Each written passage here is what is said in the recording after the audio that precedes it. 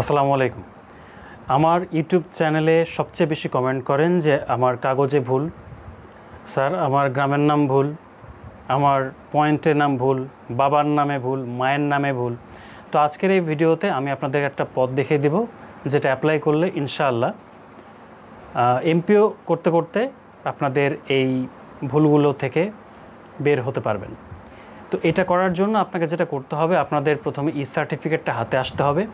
ই সার্টিফিকেটে অবশ্যই ভুল থাকবে যদি অ্যাপ্লাই আপনি ভুল করেন।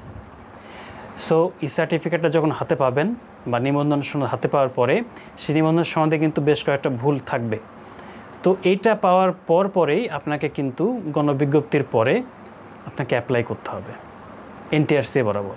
কীভাবে অ্যাপ্লাই করবেন সেই প্রসিডিওরটা বা নিয়মটা আমি আপনাদেরকে দেখিয়ে দিব। এরপরে আপনি সেইভাবে প্রয়োজনীয় ডকুমেন্ট সহকারে ঢাকায় যাবেন এনটিআরসির অফিসের সামনে। সেখানে গিয়ে হেল্প ডেস্ক আছে, লোকজন বসে থাকে, সেখানে গিয়ে আপনি বলবেন যে আমার আবেদনের সময় ভুল হয়েছিল, আমার সনদেও ভুল আসছে, এই জায়গায় ভুল আছে, আমি এটাকে সংশোধন করতে চাই। তখন তারা আপনাকে জায়গা দেখিয়ে দিবে, আপনি সেখানে যাবেন, কি কি কাগজপত্রের সাথে জমা দিতে হবে সেটাও তারা বলে দিবে। সব প্রসিডিওর কমপ্লিট করার পরে 1 মাসের মধ্যে অর্থাৎ এমপিও করতে করতে ইনশাআল্লাহ হয়তো আপনাদের সংশোধিত একটা সনদ আবার পেয়ে যাবেন। তো সেই সংশোধিত সনদ নিয়ে পরবর্তীতে আপনারা এমপিওটা কমপ্লিট করে ফেলতে পারেন। আর এখন যদি আপনারা এই ভুলগুলো রেখে দেন তাহলে পরবর্তীতে এই ভুলগুলো বাড়তেই থাকবে, এমপিও করতে আপনাদের অনেক সমস্যা হতে পারে। তো আশা করছি ভিডিওটা খুবই ধৈর্য সহকারে দেখবেন। আর আজকে ভিডিওটা অবশ্যই স্পেশাল হতে যাচ্ছে। এখনও যারা আমার চ্যানেলটিকে সাবস্ক্রাইব করেন নাই অবশ্যই সাবস্ক্রাইব করে রাখবেন এবং বেল আইকনটি অবশ্যই প্রেস করে দেবেন। তো কথা বাড়াচ্ছি না, চলুন শুরু করে আজকের ভিডিও। সো আমরা চলে এলাম আমাদের কম্পিউটার স্ক্রিনে। এখন আমরা আপনাদেরকে দেখাবো কীভাবে খুব সুন্দর করে আপনাদের কাগজপত্রে ভুলের জন্য অ্যাপ্লাই করবেন। প্রথমে ব্রাউজারে এসে এখানে আপনি টাইপ করবেন NTRCA। টাইপ করার পরে প্রথম যে লিঙ্ক আসবে এখানে ক্লিক করবেন। ক্লিক করার পরে এখান থেকে একটু নিচে চলে আসবেন, প্রত্যয়নপত্র প্রদান সংক্রান্ত সংশোধিত প্রত্যয়নপত্র প্রাপ্তির আবেদনপত্র, এই 2 নম্বরে এখানে ক্লিক করবেন। ক্লিক করার পরে দেখুন এখানে অ্যাপ্লিকেশন ফর্ম চলে আসবে। অ্যাপ্লিকেশন ফর্মে এখানে ক্লিক করবেন।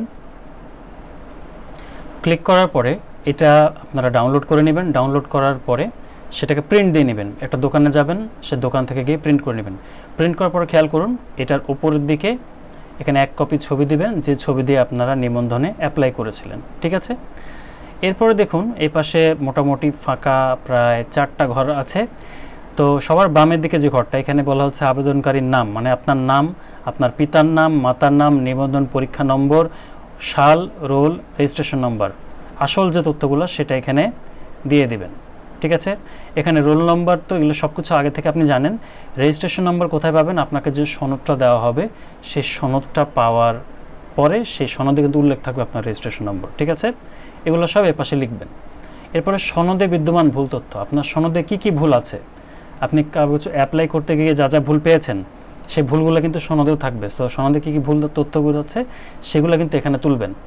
ওকে, এবং সঠিক তথ্য বাংলা ইংরেজিতে, এবং সেই ভুলের বিপরীতে যে সঠিক তথ্যগুলো আপনি চান সেই সঠিক তথ্যটা এখানে দিয়ে দিতে পারেন। ঠিক আছে, ধরেন এখানে মোহাম্মদ দেন নাই, MD দেন নাই, তার মানে এখানে মোহাম্মদ আপনাকে দিতে হবে, মোহাম্মদ হোসাইন আলী। ধরেন আপনি সঠিক তথ্য হবে মোহাম্মদ হোসাইন আলী, এখানে আছে শুধু হোসাইন আলী। ঠিক আছে, তাহলে মোহাম্মদ হোসেন আলী এই কথাটা আপনাকে বাংলায় লিখতে হবে, ইংরেজিতেও লিখতে হবে। ওকে, নেক্সট হচ্ছে আপনার নিজের জেলার নাম। এখানে আপনার নিজের জেলার নামটা লিখে দেবেন। তাহলে আপনি কী কী লিখবেন, আপনার নাম, পিতার নাম, মাতার নাম, নিবন্ধন পরীক্ষা নম্বর ও সাল, আপনার রোল নম্বর, রেজিস্ট্রেশন নম্বর। এগুলো কোথায় পাবেন, আপনাদের সনদে উল্লেখ থাকবে। সনদে বিদ্যমান ভুল কোথায়, যে ভুলগুলো পাবেন সেটা এই ঘরে, যেটা সঠিক তথ্য সেটা বাংলা এবং ইংরেজিতে এই ঘরে লিখতে হবে। এবং নিজ জেলার নাম লিখবেন আপনারা এই পাশে। নিচের দিকে কি আপনার স্বাক্ষর দিতে হবে, আপনার নাম, আপনার পদের নাম এবং বিষয়, এবং আপনার মোবাইল নাম্বারটা এখানে দিয়ে দেবে। আর বাম পাশে আপনার তারিখটা দিতে হবে, যে তারিখে আপনি অ্যাপ্লাই করছেন সেই তারিখে আপনি দেবেন। আর প্রয়োজনীয় কাগজপত্রের সনদপত্রের ঘরে আপনাকে বেশ কিছু কাগজপত্র জমা দিতে হবে। ঠিক কী কী ধরনের কাগজপত্র আপনাকে জমা দিতে হবে এটা জানার জন্য আপনাকে প্রত্যয়নপত্র প্রদান সংক্রান্ত এই ঘরে আবার আসতে হবে। এটার 1 নম্বর ঘরে দেখুন সংশোধন এবং ডুপ্লিকেট নির্দেশাবলী নামের ট্যাব আছে, এখানে আপনি ক্লিক করবেন। ক্লিক করার পরে দেখুন সংশোধন এবং ডুপ্লিকেট নির্দেশাবলী একটা PDF আছে, এটা আপনারা ওপেন করবেন। PDF-এ দেখেন স্পষ্টভাবে বলা আছে কি কি জিনিস লাগবে সনদপত্র সংশোধনের জন্য। ঠিক আছে, এই জিনিসটা আপনার লাগবে। যেমন সকল শিক্ষাগত যোগ্যতা সনদপত্রের সত্যায়িত কপি, আপনার অর্থাৎ আপনার যত সার্টিফিকেট আছে সব সার্টিফিকেটের সত্যায়িত কপি নিয়ে যেতে হবে ঢাকায়। এরপর হচ্ছে নিবন্ধন সনদের সত্যায়িত কপি, আপনার যে সনদটা পাবেন, ই সার্টিফিকেট পাবেন, সেটা সত্যায়িত কপি নিয়ে যেতে হবে। সংশ্লিষ্ট শিক্ষক নিবন্ধন পরীক্ষার প্রবেশপত্রের সত্যায়িত কপি, অর্থাৎ আপনার শিক্ষক নিবন্ধনের যে প্রবেশপত্র রয়েছে সেই প্রবেশপত্র আপনাকে নিয়ে যেতে হবে। আর লাস্টে যেটা সংশোধনের সপক্ষে কাগজপত্র, এটা হতে পারে আপনার জন্ম নিবন্ধন কার্ড কিংবা হতে পারে আপনার জাতীয় পরিচয়পত্র, ঠিক আছে, বা এই সমস্ত রিলেটেড কাগজপত্র। অর্থাৎ এক কথায় আপনার ঘরে যত ইম্পর্টেন্ট কাগজপত্র রয়েছে সব কিছুর সত্যায়িত কপি বা আসলটা আপনাকে নিয়ে যেতে হবে, ঠিক আছে। সবগুলো হাতে করে নিয়ে যাবেন, আপনার যেগুলো লাগবে তারা রেখে দেবে, যেগুলোর দরকার নেই সেগুলো তারা ফেরত দেবে। এবং আপনি কোথায় যাবেন, এটা আপনারা যাবেন এনটিআরসি এর অফিসিয়াল যে কার্যালয় রয়েছে সেখানে যাবেন, রমনায়। সেখানে যাবেন, সেখানে হেল্প ডেস্ক আছে বা সেখানে অনেক লোকজন বসে থাকে, তাদেরকে গিয়ে জিজ্ঞাসা করবেন যে আমার এরকম সনদে ভুল ছিল, আবেদন করতে গিয়ে ভুল হয়েছে, আমি কোথায় সংশোধন করতে চাই, আমি একটা পিডিএফে লিখে নিয়ে আসছি, আমার সব কিছু ডকুমেন্ট এখানে আছে, তো এটা কোথায় জমা দিব। তারা তখন আপনাকে দেখিয়ে দিবে যে অমুক জায়গায় যান বা এখানে জমা দিন, আর কী কী কাগজপত্র লাগবে সাথে তারা বলে দিবে। আপনারা সমস্ত কাগজপত্র সেখানে জমা দিয়ে চলে আসবেন। গণবিজ্ঞপ্তির পরপর যদি এটা জমা দেন, আশা করা যায় 1 মাসের মধ্যেই তারা একটা রিপোর্টের মাধ্যমে জানিয়ে দিবে যে আপনার এটা গ্র্যান্টেড হয়েছে কি না। তাদের প্রকাশিত রিপোর্টটা আপনারা কোথায় পাবেন, এটা জানার জন্য আপনাকে এই প্রত্যয়নপত্র প্রদান সংক্রান্ত নিচে যে একটা ট্যাব আছে দেখুন, ডুপ্লিকেট ও সংশোধিত প্রত্যয়নপত্র ইস্যু, এখানে আপনারা প্রথম যে ফ্রেজটা এখানে ক্লিক করবেন। ক্লিক করার পর দেখুন এখানে দেখাচ্ছে মঞ্জুরকৃত ডুপ্লিকেট প্রত্যয়নপত্র ইস্যু, অর্থাৎ যারা তাদের ভুলের জন্য অ্যাপ্লাই করে, কাগজপত্র ভুলের জন্য অ্যাপ্লাই করে, তাদেরকে ঠিক 1 মাস পরে বা কিছুদিন পরে এইভাবে কিন্তু নোটিশ জারির মাধ্যমে, স্মারক ধরে নোটিশ জারির মাধ্যমে তাদেরকে বলে দেওয়া হয় যে অমুক অমুক ব্যক্তি তাদের কাগজপত্রকে অ্যাপ্লাই করা হয়েছে বা তাদের গৃহীত হয়েছে আপনাদের আবেদনটা। দেখুন এখানে 28 মে 2025 সালে 647 নম্বর স্মারকে আমি এটা ওপেন করি, আমি দেখাই। দেখুন এখানে রুমা সরকার নামে একজন, তার কিন্তু আবেদনটা গ্র্যান্টেড হয়েছে, তিনি 11তম শিক্ষক নিবন্ধনের একজন শিক্ষক।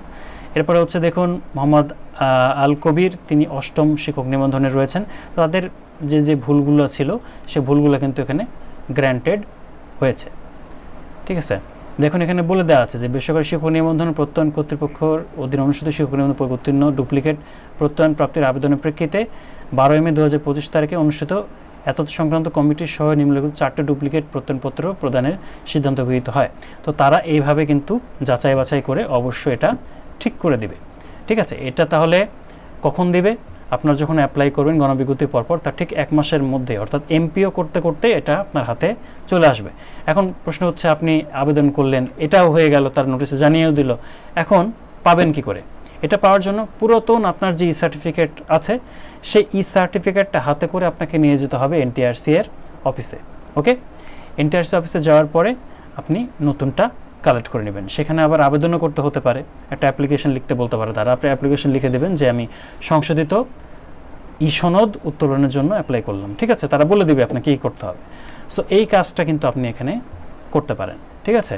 তো এইভাবে আপনারা কিন্তু চাইলেই আপনাদের কাগজপত্রে যত ভুল আছে সেই ভুলগুলো সংশোধন করে নিতে পারেন। এই ভুলগুলো যদি থেকে যায় তাহলে অবশ্যই এমপিও পেতে একটু সমস্যা হবে। সুতরাং আমরা চাই না যে আপনারা কেউ ভুলে থাকুন, ভুলভ্রান্তির ঊর্ধ্বে উঠে আপনাদেরকে সঠিক পথেই এগোতে হবে। সো কেমন লাগলো আজকে আমাদের ভিডিও? যারা বুঝতে পারেন নাই অবশ্যই কমেন্টে জানাবেন, আমরা চাইলে আরেকবার আপনাদেরকে হেল্প করতে পারবো। সো ধন্যবাদ, দেখা হবে অন্য কোনো ভিডিওতে। আল্লাহ হাফিজ।